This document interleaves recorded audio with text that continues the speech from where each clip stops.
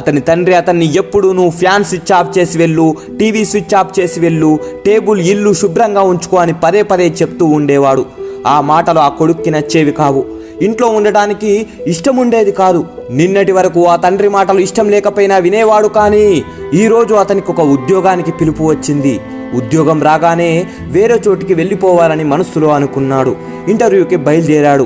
తండ్రి ఇంటర్వ్యూకి వెళ్తున్న కొడుక్కి వాళ్ళు అడిగిన ప్రశ్నలన్నింటికీ ధైర్యంగా సమాధానం చెప్పు, ఒకవేళ నీకు తెలియకపోతే ఆ ప్రశ్నల్ని కూడా నువ్వు ధైర్యంగా ఎదుర్కో అని చెప్పి ఖర్చులకు కొంచెం ఎక్కువగానే డబ్బులిచ్చి పంపాడు.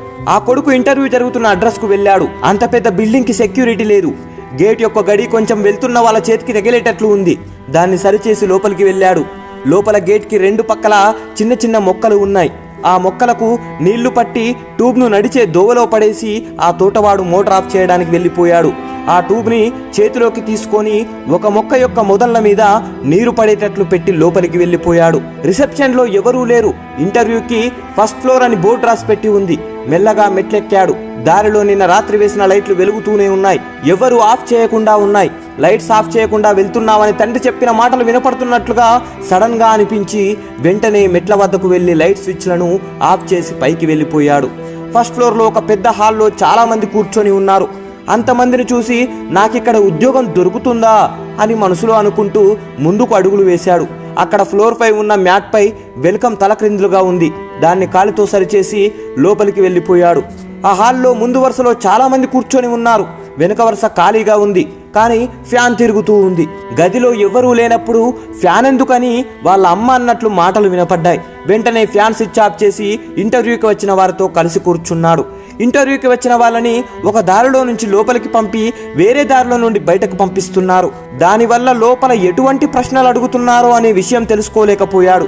లోపల ఏ ప్రశ్నలు అడుగుతారో అనే భయంతోనే లోపలికి వెళ్ళి నిలబడ్డాడు. అతని సర్టిఫికేట్స్ తీసుకున్న అధికారి తెరిచి చూడకుండానే మీరు ఉద్యోగంలో ఎప్పుడు చేరుతారో అని అధికారి అతన్ని అడిగాడు. ఇది కూడా ఒక ప్రశ్న, లేక ఉద్యోగంలో చేరుతారని అడిగారో అర్థం కాకుండా ఆలోచిస్తూ నిలబడ్డాడు. అధికారి ఏంటి ఆలోచిస్తున్నావు? ఇక్కడ మేము ఎవరిని ఎలాంటి ప్రశ్నలు అడగలేదు.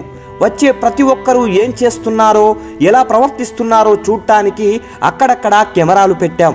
ఇక్కడికి వచ్చిన అందరూ వేస్ట్ అవుతున్న వాటర్ని కానీ ట్యూబ్లైట్స్ను కానీ ఫ్యాన్ని కానీ ఆఫ్ చేయలేదు. కానీ మీరొక్కరే అన్నింటినీ సరిచేస్తూ లోపలికి వచ్చారు.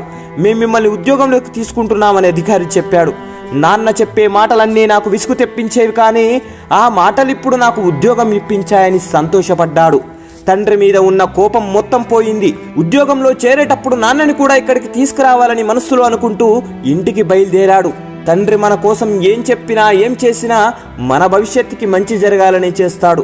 ఉలి దెబ్బలకి శిల బాధపడుతుంది అనుకుంటే రాయి శిల్పం కాదు. ఆ బాధని తట్టుకున్నప్పుడే ఆ రాయి శిల్పంగా మారుతుంది. తండ్రి మనలో ఉన్న చెడుని ఉలిపెట్టి కొట్టినట్లు పొగుడుతాడు. తల్లి బిడ్డని పాలిచ్చి లాలించి కథ చెప్పి పడుకోబెట్టి పెంచుతుంది. కానీ తండ్రి అలా కాదు. తాను చూడని లోకాన్ని తన కొడుకు చూడాలని తన భుజంపై కూర్చోబెట్టి లోకాన్ని చూపిస్తాడు. తల్లి ఒక కవిత అయితే తండ్రి ఒక చరిత్ర. తల్లి కష్టపడేదాన్ని కనిపెట్టొచ్చు, కానీ తండ్రి కష్టాన్ని పక్కవారు చెప్తే కానీ కనిపెట్టలేరు. మనకి తండ్రి 5 సంవత్సరాల వరకు గురువులాగా, 25 సంవత్సరాలకు శత్రువులాగా కనిపించే తండ్రి గురించి ఆయన చనిపోయిన తర్వాత ఆయన గొప్పతనం తెలుస్తుంది. తల్లి వృద్ధాప్యంలో కొడుకు లేదా కూతురింట్లోనే ఉండి తన జీవితాన్ని గడుపుతుంది. తండ్రి అలా ఉండలేడు. చివరి వరకు ఒంటరిగానే ఉండిపోతాడు. అందువల్ల తల్లిదండ్రుల్ని ప్రాణాలతో ఉన్నప్పుడే ప్రేమగా చూసుకోకుండా ప్రాణంతో లేనప్పుడు బాధపడే ప్రయోజనం లేదు. బ్రతికుండగా తల్లిదండ్రులకు కడుపు నిండా ప్రేమగా 4 ముద్దలు పెట్టండి. సంతోషంగా మరికొంతకాలం జీవించే అవకాశం కల్పించండి. జై హింద్.